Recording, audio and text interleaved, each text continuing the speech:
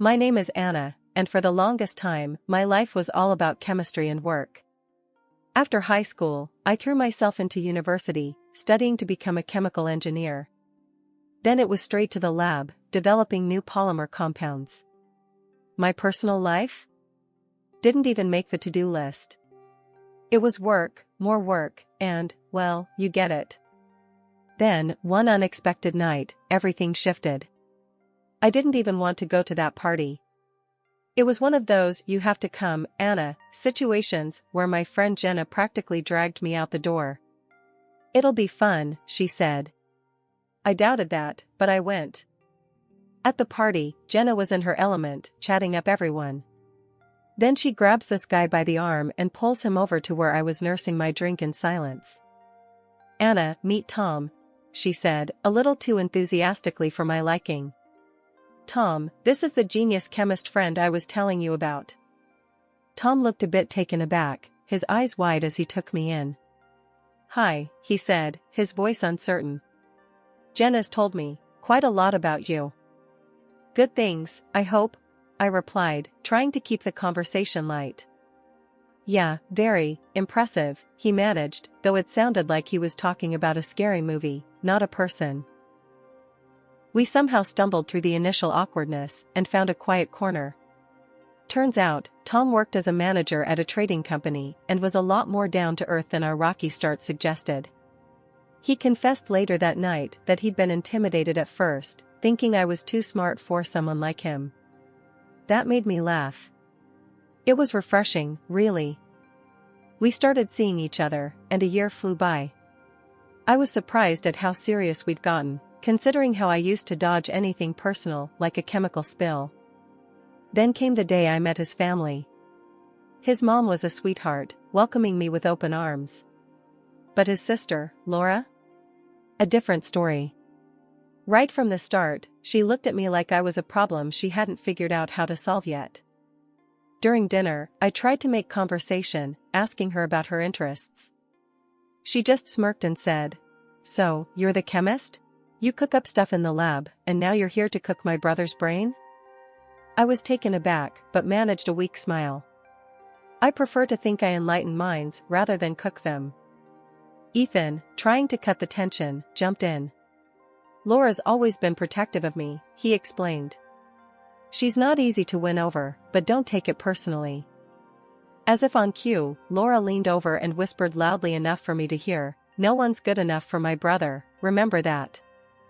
Despite Laura's cold reception, Ethan and I got engaged and planned a modest wedding. On our wedding day, Laura's attitude was even more brazen. She rolled her eyes during our vows, snickered during the speeches, and complained loudly about the food and decorations. A couple of months had passed since Ethan and I said our vows.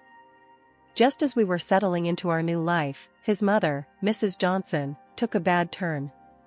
Her illness baffled the doctors, no one could pinpoint what was wrong. She was confined to her bed, her body partially paralyzed, plagued by severe headaches and kidney pain. Ethan suggested that I move into their family home to help care for her, and given my fond relationship with his mother, I agreed without hesitation. From day one, the reality of our situation hit hard.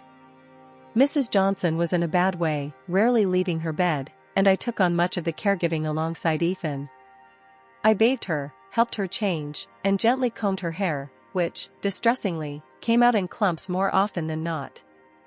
One evening, while Ethan was downstairs sorting through some bills, I broached a delicate subject with him in the kitchen. "Ethan, your mom's condition is worsening.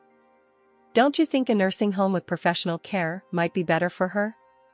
I suggested, hoping he'd see the sense in it. Ethan rubbed his forehead, the weight of the world seeming to press down on him. "I know, Anna, I know it's bad. But Laura, she's adamant about keeping Mom here. She says a nursing home would just make things worse." I sighed, my hands clenching in frustration. "But isn't it worse for her to suffer here without proper medical care?" Before Ethan could reply, Laura walked into the kitchen. Her presence was always like a storm brewing. "I heard that, Anna. You think you know better than us? My mother stays where she is," she snapped, her eyes flashing angrily. Realizing this wasn't a battle I could win today, I backed down. Okay, Laura. I didn't mean to upset you. I just hate seeing her like this. After Laura left, Ethan whispered a tired apology. I'm sorry. Laura's been through a lot. You know, with her husband passing and everything. She's not herself. Yeah, I get it, I replied, though I felt a bitter edge to my words. But it's not just about what she wants. It's about what's right for your mom. Ethan nodded, looking equally torn. I know. Let's just give it some more time. Maybe she'll come around. Time passed slowly after that conversation. Days turned into weeks. I spent hours by Mrs. Johnson's side, watching her struggle with every passing day. Her room became a world unto itself, filled with the sounds of her labored breathing and the soft hum of the medical equipment that seemed to multiply with each week. Laura's resistance, Ethan's indecision, and the daily sight of Mrs. Johnson's suffering weighed heavily on my heart. Moving in here, I had hoped to make things better, to be a part of the family in every way that counted. But as each day passed, I felt more like an outsider fighting an unwinnable battle, clinging to the hope that somehow, someway, I could make a difference in this house that had become my home. Living with Ethan's family was proving to be more of a challenge than I'd ever expected. My relationship with Laura was especially tense. She always found something to criticize about me, and it didn't help that Ethan rarely stood up for me in these conflicts. One afternoon, I was in the kitchen trying to prepare a meal that Mrs. Johnson could easily swallow. Ethan was at work, and I was alone, which was becoming more and more my preference, given Laura's frequent, harsh visits. As I was mashing potatoes, the back door slammed. I didn't need to turn around to know Laura had entered. Making a mess as usual, I see, Laura's voice cut through the quiet like a knife. I kept my focus on the task at hand, my grip tightening on the masher. I'm making dinner for your mom. She needs something easy to eat. Laura scoffed, leaning against the counter and watching me like a hawk. You think you're some kind of saint, don't you? Always hovering, always playing the devoted daughter-in-law. Makes me sick. I placed the bowl down with a little more force than necessary. I'm not trying to be a saint, Laura. I'm trying to help. Oh, cut the crap, Anna. We both know you're just waiting for her to kick the bucket. Playing the grieving widow ahead of time, are we? Laura snapped, her eyes gleaming with something spiteful.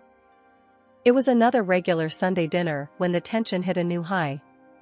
Laura had just breezed into the dining room, fashionably late as usual, wearing a bright red dress. As we sat down to eat, Laura started right in, like she was waiting just for that moment.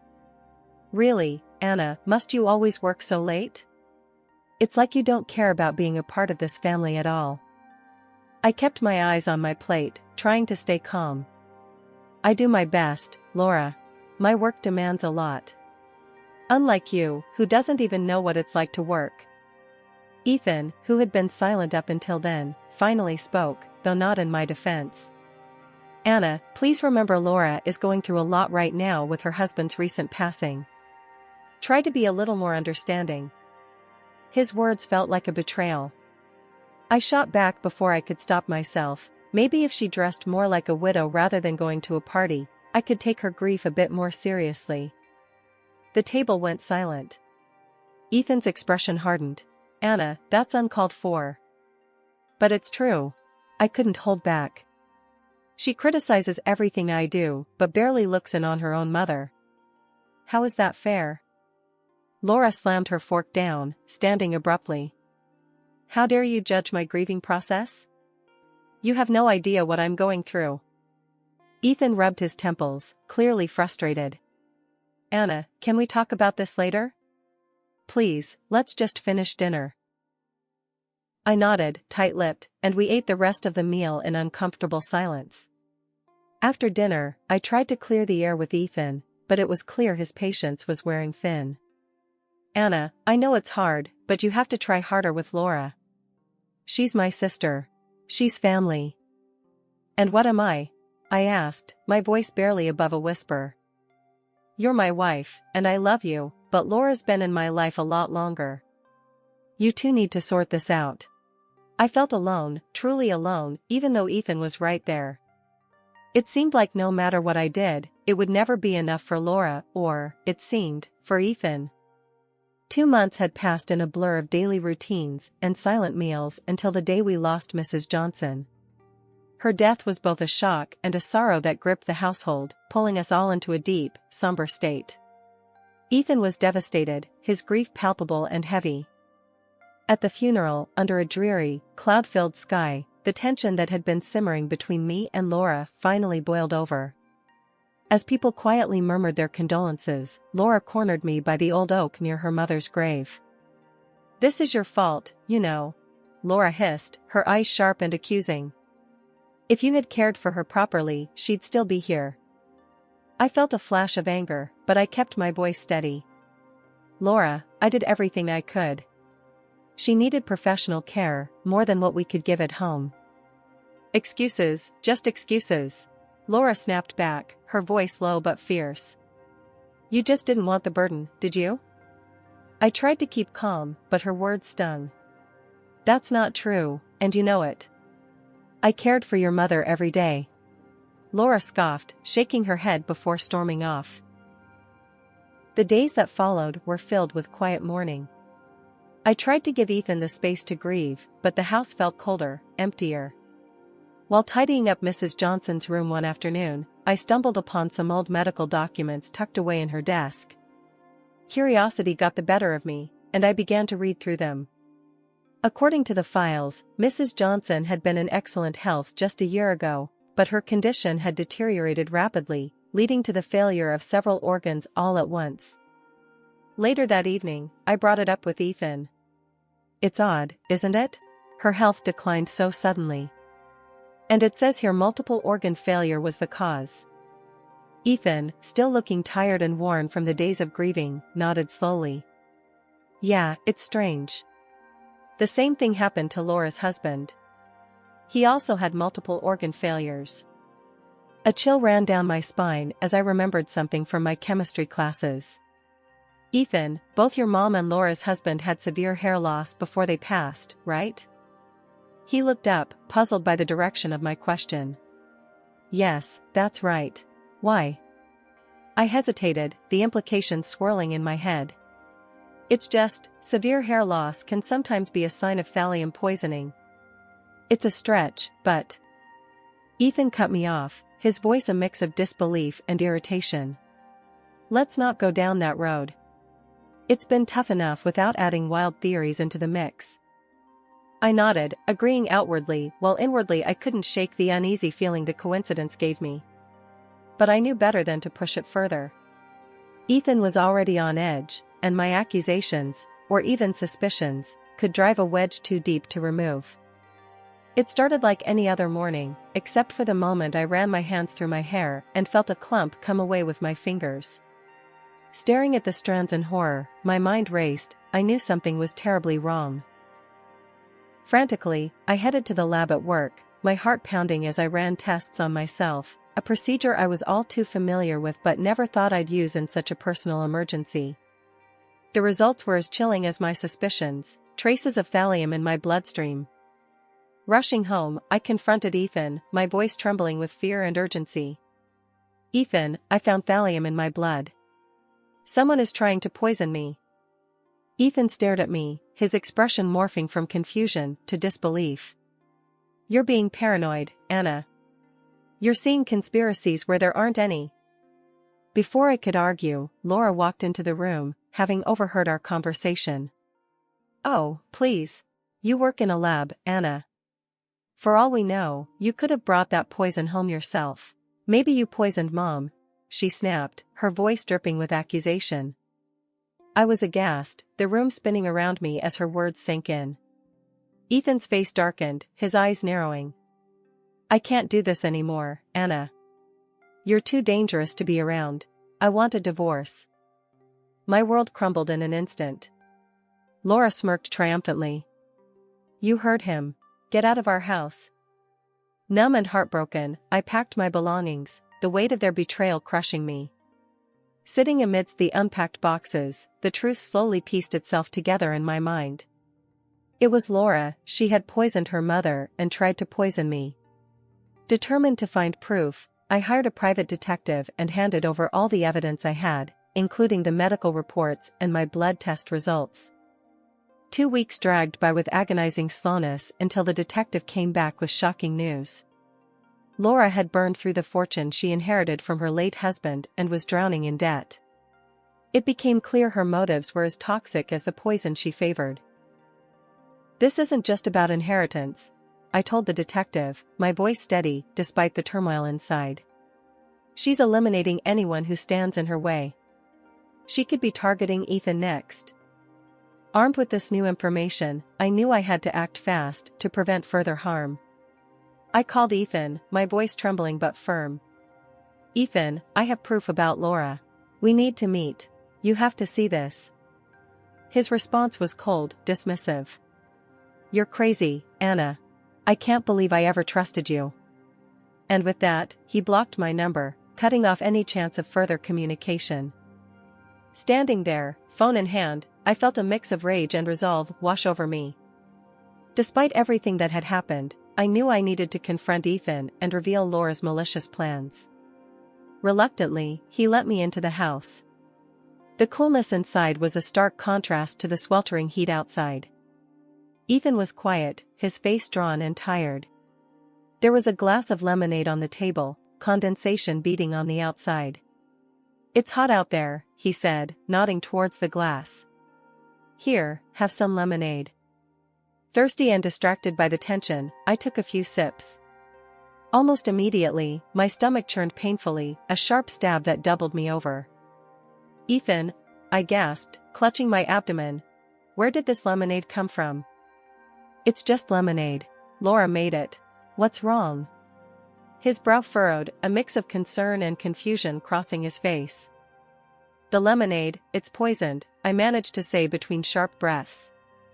"Laura's trying to kill us for the inheritance." Ethan's expression shifted from concern to disbelief. "You're out of your mind, Anna. I'm tired of these crazy theories about Laura trying to kill someone." I was desperate, the pain overwhelming. "Please, Ethan, you have to believe me. Call 911. As I spoke, my vision began to blur, and I felt myself slipping towards the floor. The cold tiles were a harsh welcome as I hit them, semi-conscious, barely aware of my surroundings. Just then, Laura walked in, catching the tail end of our conversation. She looked from Ethan to me, lying helpless on the floor, and a smirk twisted her lips. "Really, Ethan, she's losing it. Making up stories even now," she said, her voice dripping with disdain. Ethan, conflicted and overwhelmed, rushed to the kitchen to fetch a cold compress, leaving me at Laura's mercy. Kneeling beside me, Laura leaned in close, her voice a venomous whisper. "This is the end for you. In a few hours, the thallium will finish its work, and then Ethan's next. Once he's gone, everything will be mine." Her words were the last thing I heard before darkness enveloped me, pulling me into a deep, silent void. I awoke in the sterile brightness of a hospital room, the beeping of machines by my bedside punctuating the quiet. My mind felt foggy, memories of the last few days tangled like a ball of knotted yarn. The sharp pain in my stomach had subsided, replaced by a dull ache that seemed to echo deeper, reaching beyond the physical. The nurse, seeing me stir, came over with a reassuring smile.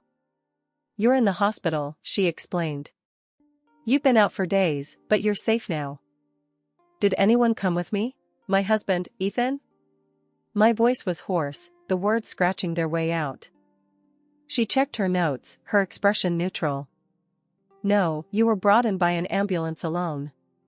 But your husband did call 911, even though there was some resistance, apparently."